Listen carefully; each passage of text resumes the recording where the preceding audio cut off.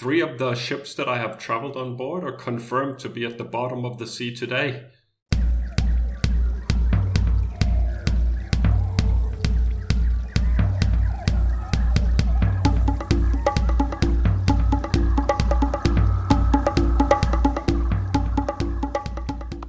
Hello, hi, hey, hello. Welcome back to the Wild Business Growth Podcast. This is your place to hear from a new entrepreneur every single Wednesday morning who's turning wild ideas into wild growth. I'm your host, Max Brandstetter, founder and podcast producer of Max Podcasting. And you can email me at max@maxpodcasting.com to save time with your high-quality podcast. This is episode 256, and today's guest is Thor Pedersen. Thor has made history by becoming the first person ever to visit every single country in the world without going on a single flight. That's 203 countries.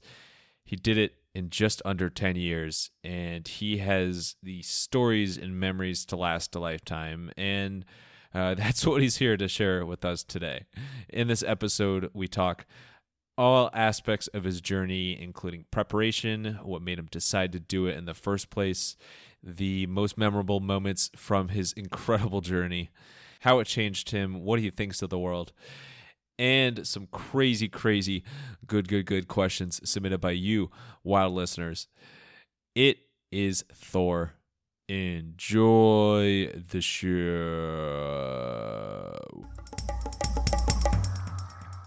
Alrighty, we are here with Thor Pedersen, who I'm pronouncing in the more Americanized English version because I'm not even going to try with the Danish / even Finnish pronunciation. But Thor set a world record for traveling to every country in the world without hopping on a single flight. I have a million questions, and we have further millions of questions from wild listeners that we'll get to later in the show because they always come up with better questions than me. But Thor, really excited to speak with you, and shocked that you're not, on a boat or a ship right now. Thanks for coming. How you doing today? I'm real good. Thanks for having me on your podcast. I'm excited about this. Of course. And I think you, before even saying a word, have one of the most interesting backstories and life journeys of anybody I've ever spoken to. The biggest question I'm wondering about first is, how exhausted are you from all your travels? I'm very exhausted. I mean, it's mentally exhausting as well as physically exhausting. And I'm in this transition of being back home. I've been home for about 70 days now, which isn't a lot in the big picture. And I think we're all familiar with military personnel that do their service time overseas, and there's an adjustment period for anyone who comes back after something stressful and under special circumstances. And some of those people, they never really make it back home mentally. And the question is, will I? Well, you seem at peace, at least at the current moment. When you're traveling for a decade, and boy, have you traveled, is there any sort of like extended long-term jet lag that after having so many trips back to back that you feel? No, not jet lag in the sense that you're unfamiliar with which time zone you're in, or that your body is unfamiliar with it. It's slow travel, so in that sense, your body copes with the temperature changes and the time change. As the time changes, you're going from one time zone to the next. But yeah, no, there's a fatigue that sets in over the course of time. I mean, I've met people who've traveled for a few months or 3 months or even 6 months. And there's a fatigue that sets in where people are good and ready to go home. I've met a few people who've traveled for a year, very few people who've traveled for 2 years, and not many people who've traveled beyond that. And I made it to almost 10 years. So there's definitely a fatigue within that. Do you have any trips for getting over that fatigue and keeping that wanderlust no matter how long your travels are? I mean, I'm still very curious about the world, and there are so many places I haven't gone to, and so many places I haven't seen. And there are even more places, I guess, that I would like to return to. I know people all around the world, and I want to go back and rejoice and rekindle with many of those souls. There's still a lot of good travel to be had out there. Without further ado, let's get to Once Upon a Saga. And so this is kind of the name for your journey of going to so many countries. And I think it was very ambitious for anybody to try to check off on their bucket list every country in the world. But you also made it a bit harder by saying, I'm not going to take any flights.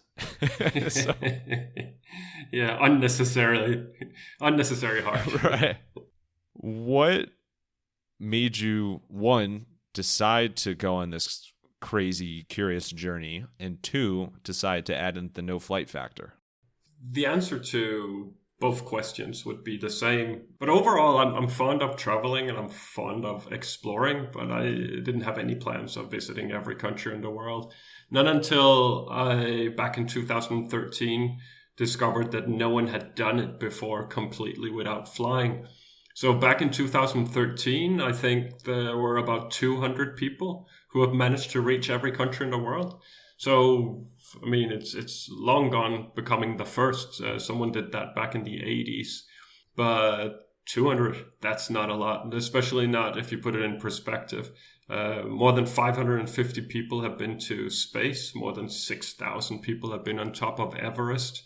So 200 people is really not a lot. No one had, however, managed to accomplish it completely without flying. And I thought that was significant. And I eventually took the task upon myself to do so. And I thought I would be able to do it in 3.5, maybe 4 years. There were a few curveballs thrown my way along the years. What was the moment that made the difference from this just being a fun thought to, no, I'm actually going to start planning and start getting serious about this journey? Yeah, it's a really good question.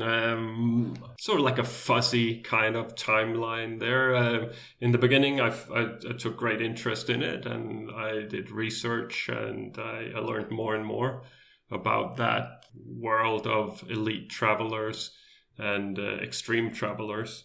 What was the real transition? I guess I was toying with the idea. I wasn't planning it as something I was going to do. I was just pondering, like, okay, what would a budget be? What kind of budget would cover every country in the world? And what would you pack? And what would the routing be? I mean, if you're not flying, then you better have the logistics worked out pretty solid. And with that comes some bureaucracy as well. There are certain countries, if you go to them, then you're not welcome in other countries. So you need to get the order right. But then again, you're not flying, so that complicates things greatly. And then somewhere along the line, I just realized that I had a half-baked project and that I was really into it. I was very keen on the overall idea of going out and having an amazing adventure and doing something that no one had ever done before and claiming that. So let's say 4 or 5 months in.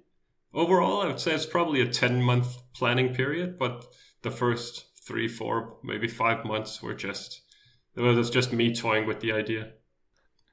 And you've stumbled onto some areas there that are of extreme curiosity to me. One of them is on the packing side. I mean, you must be the best packer in history, besides the Green Bay Packers. But what's your best tip for packing efficiently?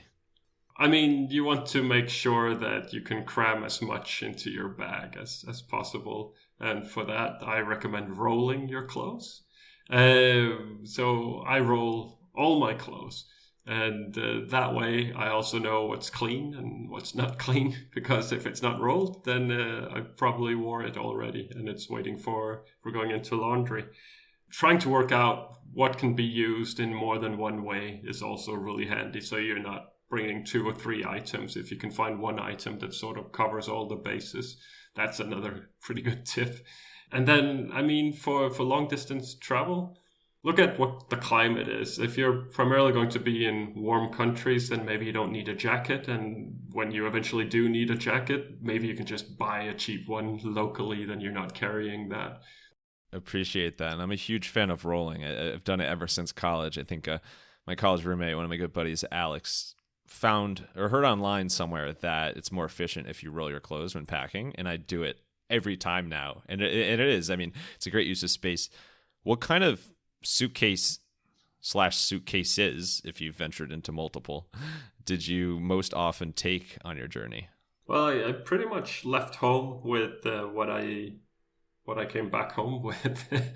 So I left home with a duffel bag, which for people who don't know what a duffel bag is, it's basically a roundish bag with one big room, and you can have everything within that. And then I had a small day bag, just a backpack that I could bring with me. So the duffel bag would go under the bus or on top of the bus and the train and that kind of stuff. And then the day bag would have my essentials, anything that I really just couldn't lose or didn't want to lose, or something that I would need on a everyday basis. And I could have that between my legs while sitting in buses and trains and on board ships. I was going to be shocked if you said like, oh, we took 7 large rolly bags that we would take everywhere.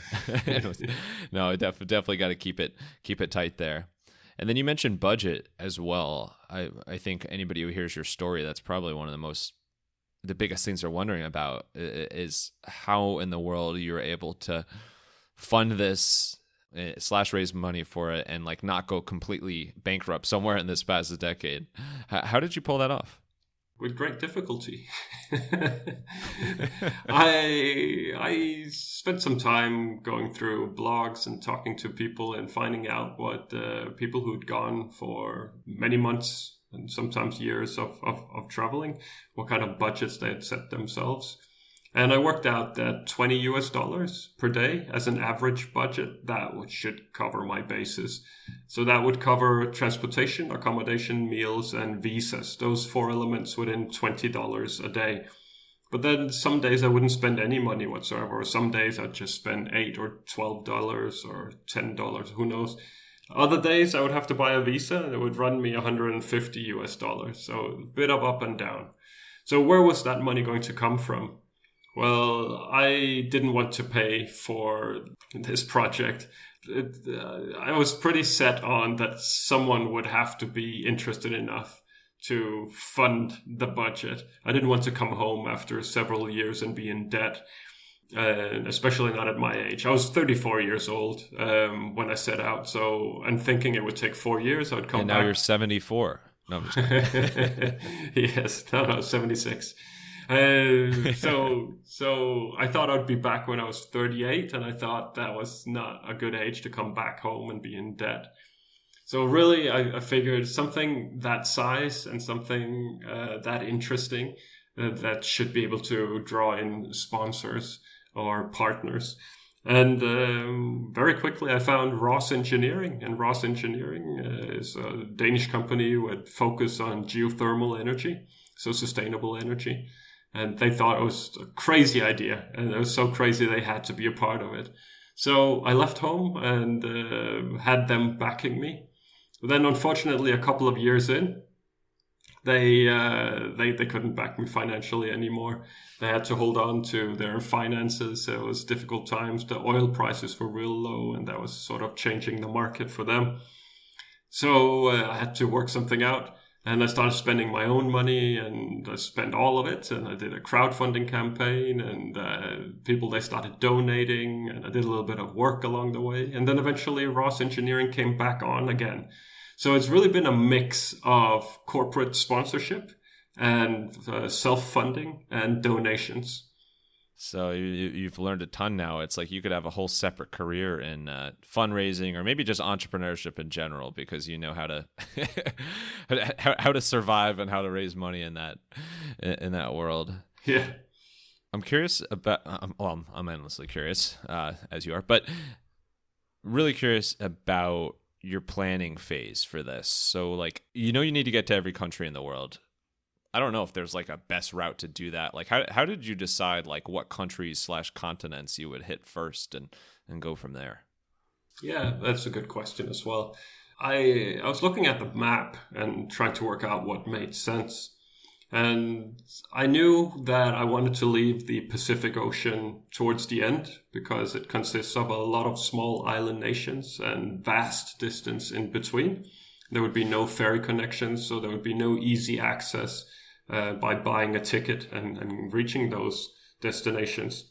So my theory was that towards the end of the project, I would have the largest amount of attention, both through media and social media, but also that it would provide incentive.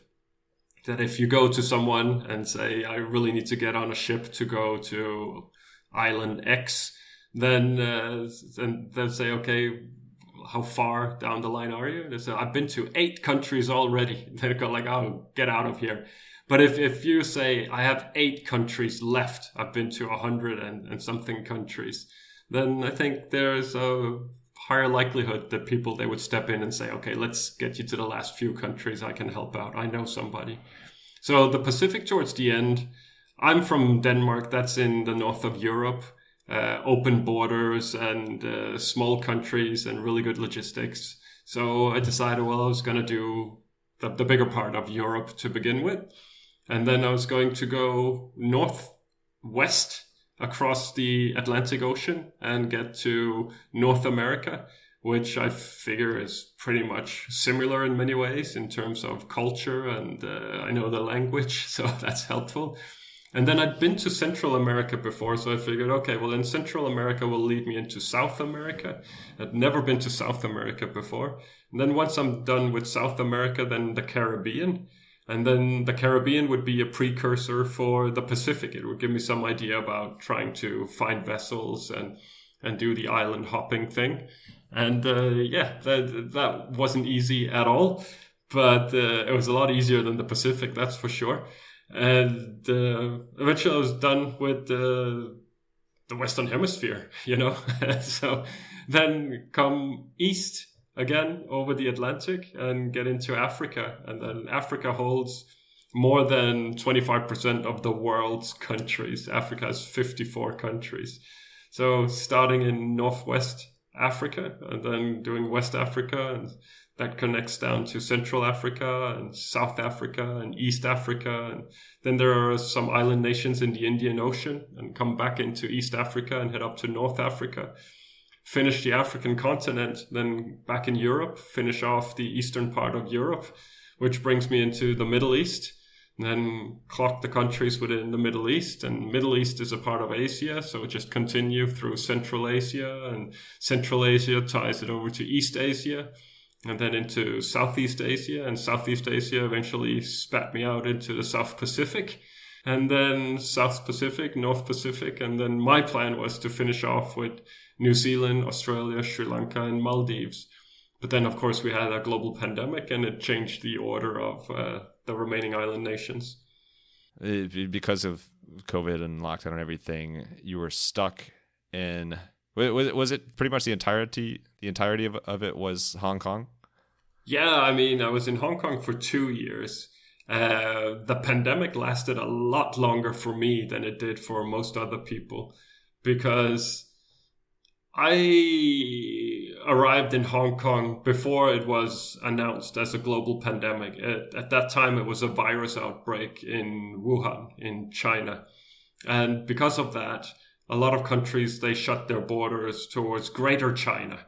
So I was in Hong Kong, and that counts as Greater China along with Macau, which seems really unfair because there were no cases or there was nothing to be worried about with anyone coming in and out of Hong Kong. But that was just the way it was. So that's really where it started for me. And then a few months later, it was worldwide and it was announced a global pandemic. And then after 2 years in Hong Kong, I managed to continue. But the global pandemic was still not called off by the WHO. And most of my remaining countries still had their borders sealed with COVID restrictions. And there were COVID restrictions for the container ships, which was my main form of transportation to get to these island nations. So I had an additional year of hardship dealing with the conditions under a global pandemic, while most of the world had moved on in one way or the other. It just goes to show, what's that famous line of anything that can go wrong will go wrong? And for you, you're planning this out, you're planning to go to every country in the world, and probably nowhere in your mind did you think there was going to be something that took over the world and would literally shut down borders. Like, it's just unbelievable. No, it's on that. It's on that list where you go World War III, alien invasion, global pandemic. Nah, none of that's gonna happen. Like, why would it? But surprise. Big surprise. How about transportation? So, how many forms of transportation did you take throughout this journey? A lot. How many? Most of them, I would suspect.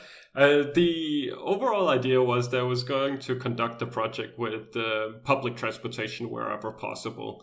And that meant that the bulk of my transportation lies within buses and trains and ships, I should say. But overall, the idea was buses, trains, and ferries. However, that's just not going to be good enough for going everywhere. So, lots of taxis, many shared taxis. You would be surprised how many people you can get into a Toyota Corolla in some parts of the world. And I've been with a tugboat, I've been with a high-performance yacht, I've been with fishing boats and trawls, I've been with so many different types of vessels that it's ridiculous. And there's so many different types of buses, small buses, big buses, double-deckers. But people know buses, people know trains, and that's basically what connects most of the world. So after this crazy experience, what would you say your favorite form of transportation is? I would have to say container ship. I really enjoy being on the container ship. Same. So, yeah. I'm just kidding. They give me a cabin. Everyone has their own cabin, and then sometimes I get a big cabin. Sometimes I get a decent size. There's no small cabin. If you can close the door, you have some quiet time to yourself. You have a porthole, and you can look out and look at the ocean or look at the port or whatever's on the other side of the glass. You have your toilet and shower. You have a bed. You have a closet. You have a desk. You have a couch. It's really comfortable. There's most of the container ships have a gym on board, and you can go and work out. There's a room for entertainment where there will be maybe a PlayStation, or there will be a television set and a DVD player or something, and watch movies and play games. You can go up on the bridge and talk to the officers and look across the ocean. I mean, you get to stretch your legs. Usually these ships are so big that they don't move too much about in the ocean and the current and the waves. So I prefer that. But that's not a conventional form of transportation for most people. So if I would have to go with something more conventional, I would say a train. I like the idea that you can move around, that you're not locked into one seat. All right. Well, I was going to ask if you're somebody who gets seasick, but you kind of alluded to the fact that I guess these ships are so big that it doesn't move too much on it. You can get seasick on a container ship for sure. You could get seasick on anything, as it turns out. Sounds like me.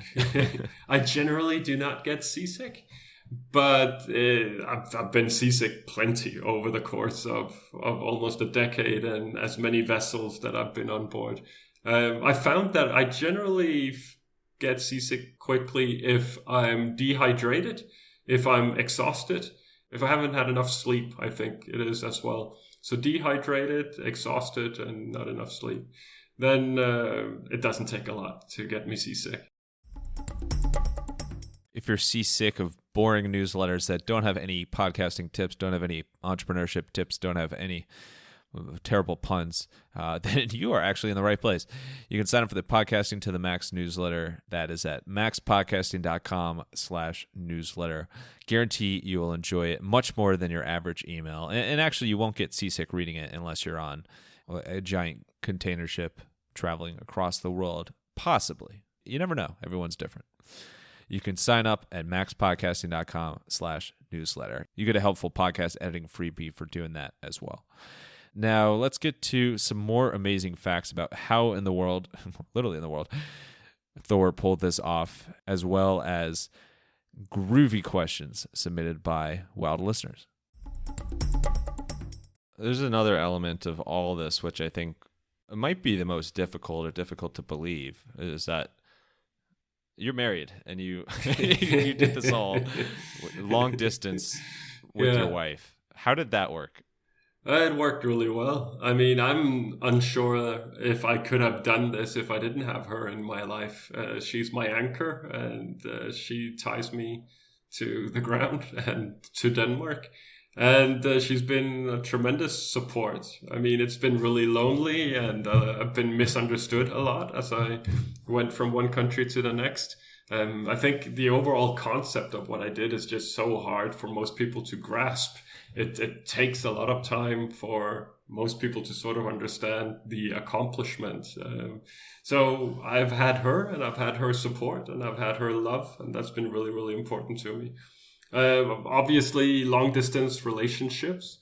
I don't know how obvious that is, but I think people who've been in long distance relationships, they know it's not always easy. It's a lot easier when you can be in the same room and you can read each other and read the room, as the expression goes. I mean, when you're on a screen or just audio, things become a little tougher. And the distance, not being able to give each other a hug or hold hands and that kind of stuff can make it really, really rough, especially as time goes on. But I think we're good at it, and we were good at it, and now we're back together, and we somehow find that in spite of the distance, we grew closer together. Yeah, that's really nice. And you hear, I mean, especially here in the States, you hear about long distance relationships where if, a couple lives a couple hours away from each other, like that becomes really tough on the day to day. And in your case, you might be all the way around the world, for months, years at a time. So it's a really tough thing, but it's also really uplifting to hear that, it's because of her that you're able to keep pushing on, and that you guys, worked out great and powered through that. If you were to look back and start all over again, which I mean, I'm exhausted just thinking of that. I can't even imagine how exhausted you are to be like, to start over from scratch. But what would you do differently if you were embarking on this from day one? I wouldn't do it. I wouldn't do it. I'd turn around and go, nope. Go home and unpack my bags. But that's with the knowledge that I have today, that it would take me almost a decade, and that my life would be at risk several times, and that it wouldn't be as enjoyable as it might seem on the preface of it all, and that there would be a tremendous amount of work. I mean, a normal working week for a lot of people is somewhere around 40 hours. This project was probably never really less than 60 hours a week, and sometimes way above 100 hours.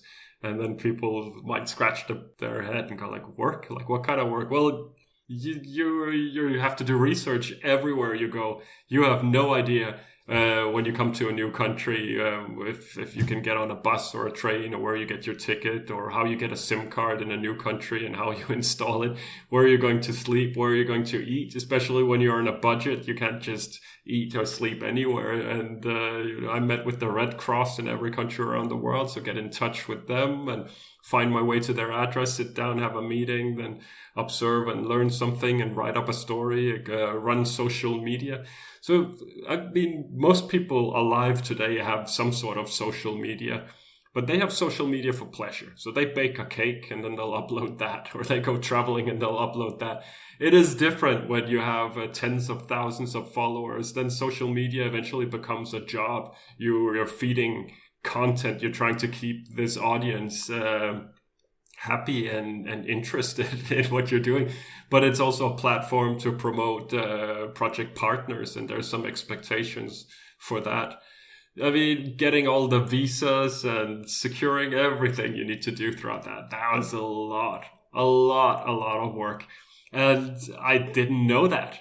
I suspect a lot of people listening in to our conversation now wouldn't be aware of that. It was essentially leaving home saying that it was 99% adventure and 1% work. But then many of the things that seemed to be adventure in the beginning turned into work over time. So after a couple of years, it was 99% work and 1% adventure. And then it continued for almost another 8 years. I definitely wouldn't do it. But there's there's a paradox within it, because I do not want to be without the knowledge that I have today because of what I spent the last decade doing. And I also don't want to be without the accomplishment. I'm very happy with who I am today and what I have learned and how I have developed as a human being. So you don't get that without doing what I just did, or I wouldn't get that without doing what I just did. So that's the paradox. I don't want to do it, but I'm happy with the results that I got out of it. But I do understand your question. So to go back to your question, okay, so knowing what I know now, and if I had to do it again, what would make it easier? I think getting SIM cards for every country would make it so much easier. The first couple of years, I was trying to find Wi-Fi and trying to save the cost of a SIM card. And reality is that you can get SIM cards, especially today, you can get them so cheap. You easily get 5 gigabytes and a SIM card for just a few dollars in many countries. So just do that, and that would make everything so much easier. And then I would have left home with a laptop and not with an iPad. Back in 2013, the iPad was a sort of a new thing, and it just seemed like a really, really good idea. It was small and lightweight, and you could do a lot of things on an iPad or on a tablet. But the reality with the workload was just that I needed a laptop. It was so much easier in terms of getting so many things done. So I would have brought a laptop from the beginning, knowing what I know now. And then in terms of the partnerships that I had throughout the project, a lot of that was based on handshakes and gentleman agreements. And that's all good and fine for a lot of things. But as the project went on over the course of many, many years, there were some disputes over time. And I think it would have been easier to settle them if we sat down before I left home and found out what kind of expectations we had, like what the partners expected from me and what I expected from the partners, and just write that down and be really clear about who does what, when, and how. So you don't get those small disputes along the way. Like, that's some of the stuff that I would do differently. Obviously, I know today some of the visas I struggled greatly in getting. Today I know how I could have gotten them, so I just go straight for that, or get them in the countries where I found them to be easier. Some of the islands where I was looking for solutions, how to get there. Today I know how I did that, so I wouldn't spend weeks or months trying to work it out. I'd just go to where I found the solution. So this would take you 3 weeks to just knock out every country at this point. Yeah. You have all the knowledge.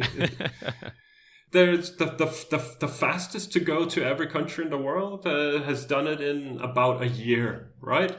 And that's someone who flew basically everywhere, right?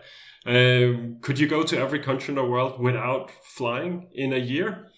No, probably not. But you might be able to pull it off in, say, a couple of years, but not on your own. If you have a team that's organizing, getting the visas and telling you which ship to go to and making all the deals in advance, and you're just running around with a backpack and following orders from someone who's coordinating everything on your behalf and opening all the doors, we might be able to do it in a couple of years. It wasn't unrealistic to do this in 4 years. I absolutely believe I could have done it in 4 years. But the project is so much richer because of the way that I did do it, with the speaking engagements and the interviews and the Red Cross visits and having my wife come out and visit several times, compared to just racing through countries. So then it takes a lot more time. But 3 weeks is maybe a little on the short side. There should be a a spin-off of the show The Amazing Race, which is the Amazing Thor or something, that like where people have to mimic your journey. I think there's something to build on there. Yeah. You mentioned that your life was at risk multiple times. Is there one of those times that you can share with us? Yeah, I mean, 3 of the ships that I have traveled on board are confirmed to be at the bottom of the sea today. So there you go. Oh my God. There are ships that are in so poor condition that you're no longer debating if they're going to sink or not. Everybody knows the ship's going to sink. That's how the ship is going to end its life. It's when it's going to sink, and it's going to take passengers with it to the bottom of the sea. Everybody knows that. That's how poor condition some of these ships are in. Now, the question is, when is it going to sink? Is it going to sink the next time it heads out? Or is it going to sink after 10 trips? Or maybe next year? Or who knows? Nobody knows. So it's sort of like Russian roulette with ships. And you call these soul sellers. So essentially, your soul is for sale if you go on board. There's no safety equipment. They're completely overloaded with cargo and with passengers. There might be a hole in the side of the ship. The service on the engine is probably really poor. I imagine that the staff, the crew, a lot of them don't really know why they're there. and especially if you get into an emergency situation, they don't have any proper training. So you're risking your life with that. Overall, looking at the world, the most dangerous part of this planet is by far transportation. There are some countries where traffic is just madness. And public transportation, you get into a bus. Maybe you get a good bus driver. Maybe it's a good bus. Maybe the brakes are fine and the air pressure is good and everything is as it should be.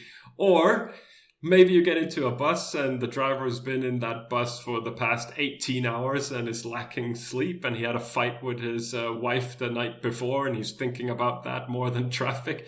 Maybe the brakes do not work. Maybe this, maybe that. I mean, traffic is a higher risk in some parts of the world. And the roads and potholes and driving on the sides of mountains where there's a sheer drop off on one side of the bus or the train or something else. It's really beautiful. It's great for photos and videos, but it is risky business in some parts of the world. I've been at gunpoint several times. I've been at gunpoint one time where it was so serious that I thought it was the end of the line. Also because they told me it was the end of the line. And I really, really thought, okay, I'm dying tonight on this dirt road in the middle of nowhere. And and I managed to get out of that, just staying calm and being patient, I guess. I don't know. No quick movements and no aggression on my part. Just trying to be as calm and complicit as possible. And after about 45 minutes, they let me go. That was really, really, really long, 45 minutes. But being at gunpoint several times has been a risk factor. I had cerebral malaria. That's the type of malaria where the parasites, they reach your brain, and you can die within a couple of days of that if you're not treated. So fortunately, we caught on to it pretty quickly and got me to a clinic, and I was treated, and it took me a long time to get on top of that and recover. But yeah, my life's been at risk a few times, but in the big picture, it's nothing. Compared to, we're talking more than 3,500 days of travel time. I've been as safe as a baby in most cases. So as if you haven't been through enough, let's wrap up. We'll use the remainder of this time for some rapid fire Q&A. And this is a special edition because we have questions submitted by wild listeners. So you ready for it? You up for the challenge? Yeah, let's go. All right, let's get wild. And so, as I alluded to, so these are submitted by people who are fans of the show as well as connected on social media. And thank you, everybody who submitted questions. There's just blown away by the outpour of questions submitted, and I'm sure still getting questions submitted throughout this interview. So sorry if we didn't get to everybody, but we'll run through a bunch of them here. So this first one's from Kristen O'Brien, who asks, which country had the best food? For me, I would say Italy. And Italy is a very large Mediterranean country. So it's not just pasta and pizza, which can also be good, but it's really good meat and really good fish and great vegetables and fruit as well. I like Italy. But yeah, plenty of good food countries. It's so good. Yeah, I could eat Italian food all the time. Kareem Khalil, shout out Yaza Foods, says, which country would you definitely want to go back to one day? Mongolia. The reason why is because it's a huge country and it's culturally diverse and different from where I come from. And I was there in the winter time and I was struggling greatly with both logistics and bureaucracy at the same time. So almost my entire visit was consumed with logistics and bureaucracy, and I really didn't get to explore such an interesting country to the level that I really wanted to. Just you saying the terms logistics and bureaucracy like makes me want to go take a nap. Like I'm worn out just hearing that. All right. Angie Cowger, shout out Custard Stand, asks, were you ever in a country that you were afraid in? Yeah. Several countries. I ended up having good experiences and meeting nice people and coming out a much richer person than when I went in. But I'd say, there were several. There was Yemen.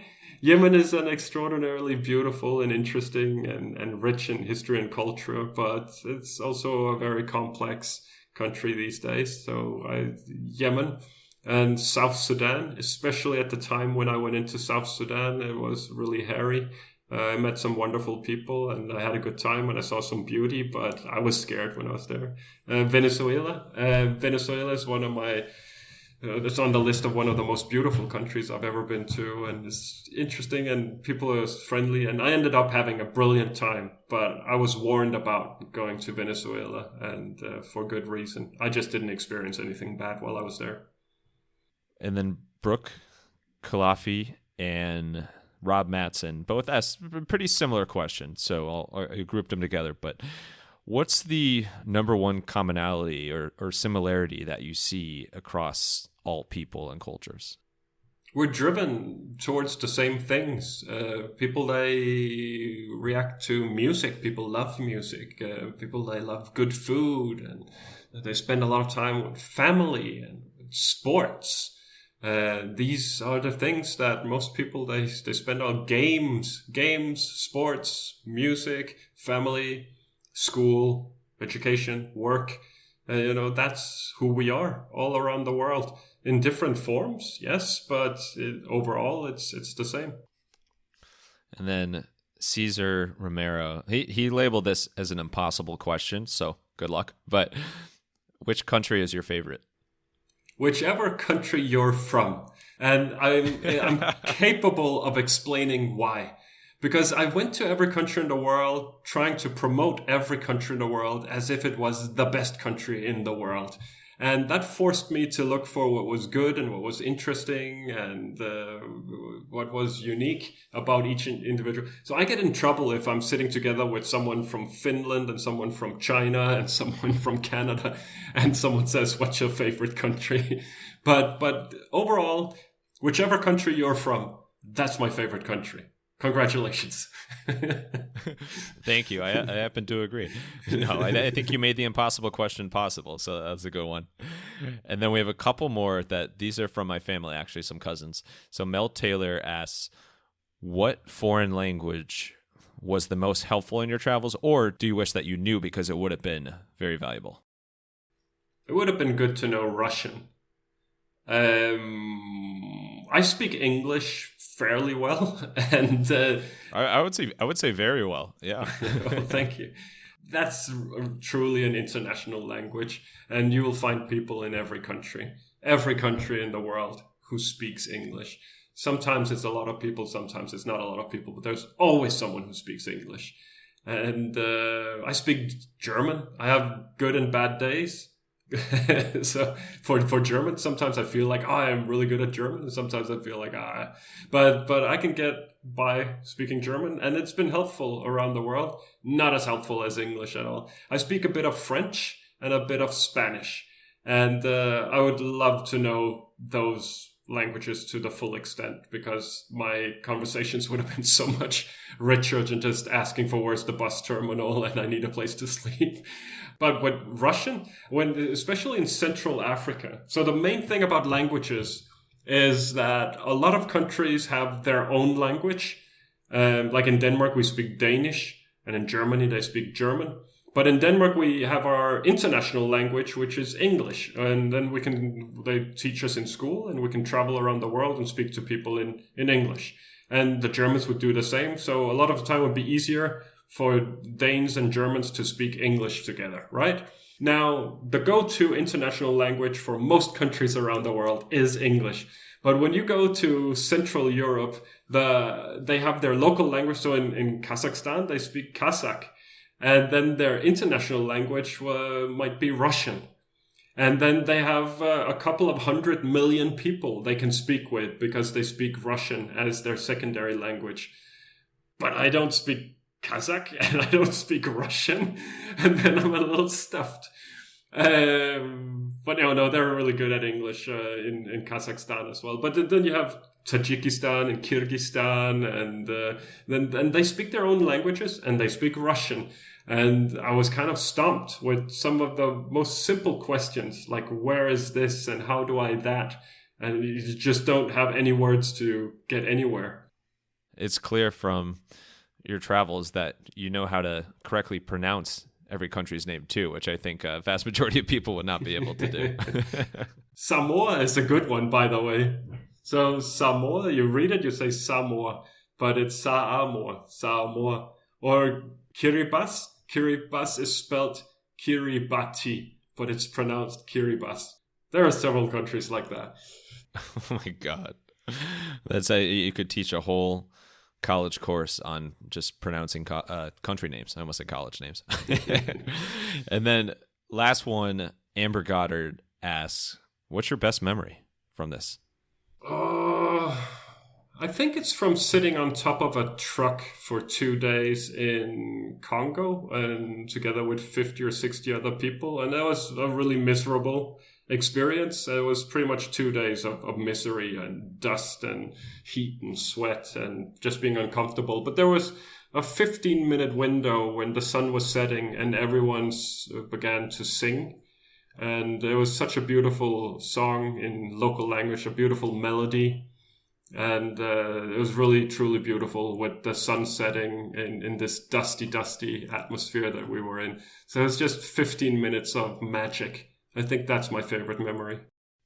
That's really nice. That's really sweet. And I think sometimes like it applies to so many parts of life. It's like if it's a challenging time you're going through, or like just like a real struggle, slog through something, like there often are like moments of beauty in that, and they also stand out or you learn from it. On that note, what is the biggest way that your journey with Once Upon a Saga has changed you? Well, I'm 10 years older. that's a pretty big change. True, but that would happen anyway. That would happen anyway, but that is a big change. I think I'm much more at peace with who I am.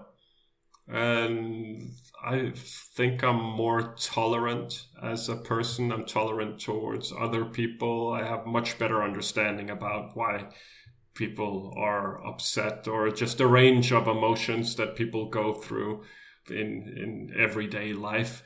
That understanding that it might not relate to me. It might not be my fault if they're upset or if they're annoyed. It could be something else. Having that understanding about people. And then I see the world as a whole. I think we're heading towards trouble because we seem incapable of collaborating and working together across the planet. But we are just people. All around the world, people are just people. And there's a lot of kindness and generosity. And there's a lot of love on this planet. Not necessarily always across borders, but certainly between individuals. And it's nice to see and know. Yeah, that's a really, really great message. Finally, how did you celebrate when you completed and accomplished your journey? Yeah, I was fortunate to find a ship all the way back home to Denmark. And that was a 33-day long voyage from Malaysia Oh my to... God. I thought you were going to say 33 hours, and I'm like, oh, wow, that's a long trip. No. 33 days. But it was a really nice way to come back. So it was from Malaysia to the port of Aarhus in Denmark. And we were passing so many countries, and all of that was just packed with memories of places I've been and people I've met.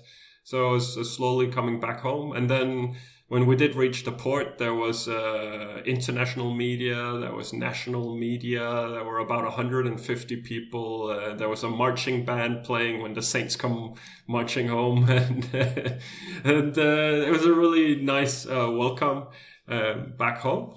And then once I'd given a small speech and done a lot of photos and that kind of stuff, and received a lot of wonderful gifts from so many people. My wife was there, and she'd rented a car, and we got into the car and we drove away from all of that madness, and we drove down to a small marina nearby, and we found a wonderful little restaurant. And we had some traditional Danish food, and we just sat there in each other's company. And then I was back home in Denmark.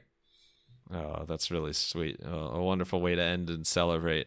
Thor, thank you so much. This has been an absolute treat. And you mentioned at the start that curiosity was a big driver of this. And I'm endlessly curious and fascinated by everything that you've done and learned. And I know so many people are as well. So thank you for sharing it all with us and coming on today. Where is the best place for people to learn more about Once Upon a Saga and to connect with you online, see pictures, all that stuff? Well, I have a new web page up, which is really interesting. It's called Thor Pedersen. So go and look at that. Search on the internet, search for Thor, every country in the world without flying. I'm sure something will pop up. There is Facebook, there's Instagram, there's Twitter, which is X now. There's X, there's YouTube, there's TikTok. I mean, I'm not the greatest content creator in the world, but you can find me on all of that. And onceuponasaga.com exists, and you can go and read about my visit to your country. Perfect. And that's Thor Pedersen. I think most of us know how to spell Thor. Pedersen, your spelling is Pedersen. And again, not going to mess with Danish pronunciation at all. Anyway, last thing here. Final thoughts. The stage is yours. It could just be a quote or kind of a final line, word of advice, words to live by. Send us home here. All right. Well, since we didn't get into talking much about the Red Cross, and since I did spend a tremendous amount of time as a goodwill ambassador of the Danish Red Cross throughout that entire journey, I would say that it is the world's largest humanitarian organization. It's on this planet to do good and help people all around the world. And I would ask people to get involved with the Red Cross one way or the other. Maybe donate blood, donate your time, become a volunteer, find some way to help and support this humanitarian effort across the globe. Thank you, Thor, for doing so much good and for sharing your once-in-a-lifetime, I'm sure once-in-a-lifetime journey with us here today. And thank you, Wild listeners, for one, submitting so many awesome questions, and two, listening to the Wild Business Growth Podcast. If you want to hear more wild stories like this one or submit more wildly good questions, you can follow the Wild Business Growth Podcast on your favorite podcast platform. And make sure to tell a friend about the podcast and do good and do some good exploring with them. You can also find us on Good Pods. So the term good is very prevalent here, where there are really good podcasts. And for any help with podcast production, you can learn more at You can learn more at maxpodcasting.com. And sign up for the Podcasting to the Max newsletter. That's at maxpodcasting.com/newsletter. Until next time, let your business run wild. Bring on the bongos!